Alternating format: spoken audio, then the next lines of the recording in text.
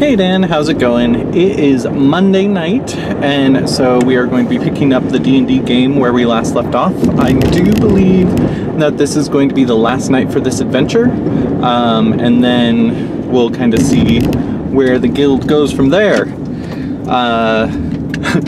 I do want to say that I really appreciate Sarah's willingness to lick a table and taste a mango to compare the tastes. I got great amusement out of that, and I appreciate the commitment that it took to do so. So far my week has been really good. We went to Florida and back, and now we are just kind of getting back into the groove of things. It has been an adjustment. We're both just tired, I think, from the trip, and so we're kind of taking it slow, getting unpacked and just getting everything set up again. I'm starting back at work full force. I'm going to be hopefully training a few more student workers to do some closed captioning for some of the signed videos that I have recorded and edited. And then, yeah, gonna kind of go from there. So to catch up on our D&D story so far, we were sent to investigate a series of assassins that were assassinating the nobility of this city. We go into the city and find that they are very, basically racist.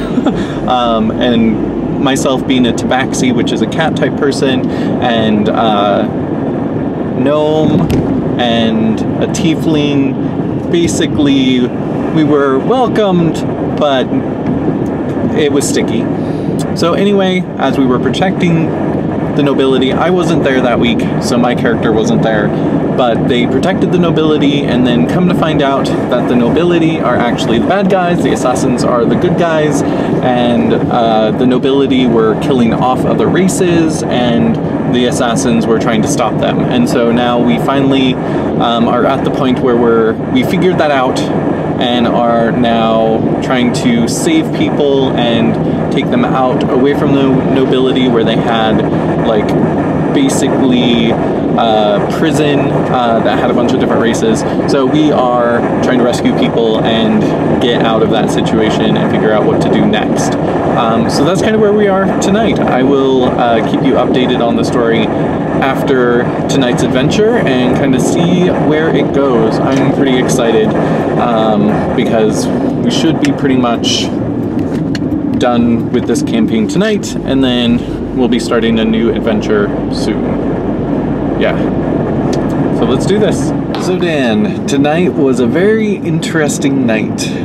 We basically looted the place that we were at, which was this mansion where the bad nobles were. Everything was burning, so collected a bunch of gold and platinum and that type of thing, and then went back to the city. Now, once we got back to the city, we were brought to the palace because we got rid of one of the assassins and were collecting the reward, only to find out that as we were faced with the Prime Minister, one of Arella, the girl who had escaped from the noble estate, knowing who we were, said, "That's them."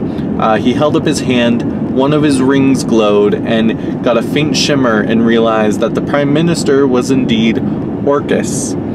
And the floor erupted, and a cage closed around the king that was sitting on the throne, who became the life force for this ancient undead dragon that is like 1,500 feet long, and basically makes an ancient dragon look like a baby dragon.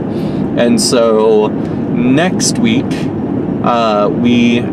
he said at the end of it that we need to convince the other two groups to join us. So it looks like it's going to be one giant group that will be doing this boss fight with us next week. So that's exciting. That will be a very interesting night. I'm curious what that's going to look like, and I also don't know who will be DMing that night, or how they're going to play that out, because that's a lot of people. So yeah, so that was tonight. It was really fun. Really enjoyed it. I got a lot of stuff because I was the only person to loot the place, and nobody kind of questioned it, so I got everything. Now I am going to share. I'm going to give people stuff, but it was a lot. It was like 250 platinum, like 300 gold, 10 regular healing potion. Like, it was a lot of stuff. So that's exciting. So anyway, I'm gonna go to sleep and I will upload and probably add more stuff to this video tomorrow. So I will see you on Friday and I'll upload this tomorrow. So Dan, this is something that I got recently that I thought you would appreciate. It's the Glyph. And the cool thing about this particular tripod mount for phones is you have a vertical tripod mount and then one on the top and one on the bottom. So if I wanted to attach, say, this mic to my phone, I can just screw this into one of these 3 holes and I have a mic. But it's also pretty cool how it functions. So let me pop it open. So you pop this down and then it expands quite large. Like, my phone easily fits in this. But the cool thing is when you shut it, it actually has a ratcheting mechanism in it, so it actually tightens a little bit when you go to shut it, so it makes your phone super secure. I had the first version of this, and the first version you had to stick an Allen wrench in to the tripod mount to tighten it down and stuff, and this is just so much simpler, and I think this is my favorite phone mount I have ever owned. So yeah, I think you should totally look into it because it's pretty great, and gives a lot of possibility for expansion and stuff. So that's going to be the video for today. Vanessa and I and the kids are all going to go over to Kyle and Carla's house tonight and just have dinner and hang out. So yeah, it's going to be fun. I hope you are having a good week, and I will see you on Friday.